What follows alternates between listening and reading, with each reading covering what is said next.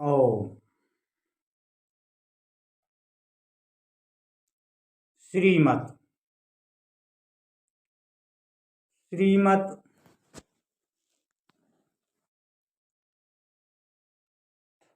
भागवत भागवत के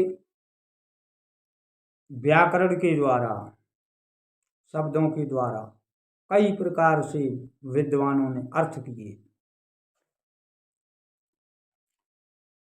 गा का व्याकरण किया, भा का व्याकरण किया, वा का व्याकरण किया, ता का व्याकरण किया। व्याकरण के द्वारा दर्शाया भागवत, पर सीधा भी दर्शाया जा सकता है, व्याकरण की कोई आवश्यकता नहीं। भागवत का सीधा शुद्ध अर्थ है भगवत प्राप्ति, यानी कि परमेश्वर की प्राप्ति, भगवान की प्राप्ति, वासुदेव की प्राप्ति, आनंद की प्राप्ति। सीधा अर्थ है, उसी को कहते भागवत। जिसे भगवत प्राप्ति हो गई हो, उसी की देह का नाम है भागवत।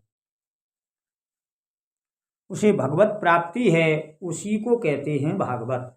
सीधा अर्थ है। पर व्याकरणों ने व्याकरण के द्वारा अनंत अर्थ समझाए, पर फिर भी भगवत प्राप्ति तो नहीं हुई।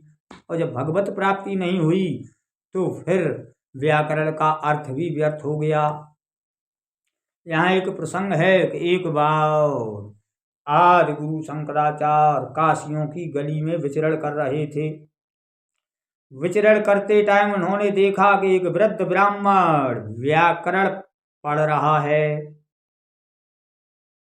आदि गुरु ने पूछा, हे विप्रराज, आप क्या कर रहे हैं? वह ब्राह्मण बोला कि कुछ व्याकरण सीख रहे हैं और इसे सीखकर कुछ थोड़ा सा धन कमाएंगे, लोगों को सुनाएंगे व्याकरण, जिससे कुछ धन की प्राप्ति होगी।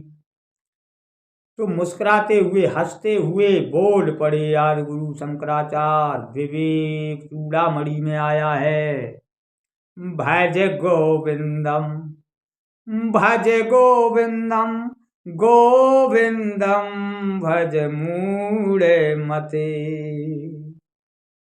हे मूढ़ मत विप्र, गोविंद भज, गोविंद भज।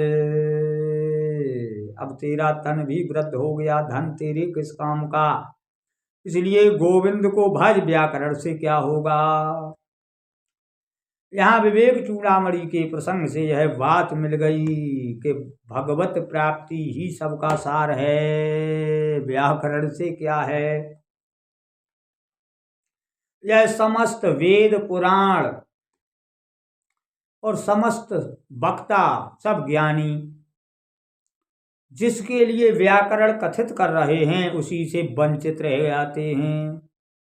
व्याकरण सबको प्राप्त हो गया, व्याकरण के वक्ता श्रोता सब पाए जाते हैं, पर भगवत प्राप्त पुरुष मिलना बड़ा दुर्लभ है, बड़ा ही दुर्लभ है। क्योंकि वो व्याकरण से नहीं, सरलता से प्राप्त होता है। कह रहे हैं, क्यों नर करत परश्रम अधिकई, तप मख व्रत दान, और प्रेम करो ब्रजराज सो, यही परम प्रिय ज्ञान। क्यों ये व्याकरण ताप मख दान व्रत कर रहा है? प्रेम करो ब्रजराज से, यही परम प्रिय ज्ञान, यही सबसे उत्तम ज्ञान है। कह रहे, न जाने कैसी है ये दुनिया, न जाने कैसी है ये दुनिया, करोड़ों यत्न करती है। न जाने ये कैसी दुनिया है, करोड़ों यत्न करती है। न जाने कैसी है ये दुनिया, करोड़ों यत्न करती है। बुलाना हो जो दिलबर को, बुलाना हो जो दिलबर को, इशारा मात्र काफी है। यदि दिलबर को बुलाना हो तो इशारा ही मात्र काफी है। तूने दी आवाज, लो मैं आ गया, जन कैसी ये दुनिया है, करोड़ों यत्न करती है, दिलबर को बुलाने के लिए तो इशारा ही मात्र काफी है। क्योंकि कहा गया है कि निर्मल मन जन सोई मोह पावा, और मोहे कपट छल छंद न भावा। जो निर्मल होते हैं उन्हीं को उसकी प्राप्ति होती है। सहज सरलता से, सीधा अर्थ करने से, सीधी बात जानने से, सीधी बात करने से, सीधा जीवन जीने से भगवत प्राप्ति हो जाती है। और भगवत प्राप्ति के ही ये सब साधन हैं। तो साधन तो साधन कर्ताओं के पास हैं, पर भगवत प्राप्ति नहीं।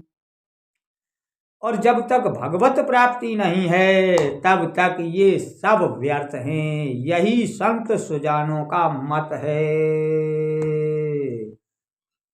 क्योंकि श्रीमद् भागवत में बताया गया है कि वृंदावन व्याकुल पड़े भक्ति ज्ञान बैराग, उसी समय आए वहाँ नारद मुन बड़े भाग।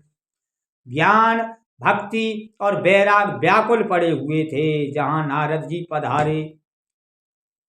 तो बिना भगवत प्राप्ति के ज्ञान वैराग भी व्यर्थ था, भक्ति भी वृद्ध हो रही थी और ज्ञान वैराग भी वृद्ध थे। वृंदावन आने से भक्ति तरुणा हो गई, वृंदावन बिहारी के समीप आने से। तो जब स्वयं ज्ञान वैराग और भक्ति भी व्यर्थ हो रहे हैं, ऐसा श्रीमद् भागवत में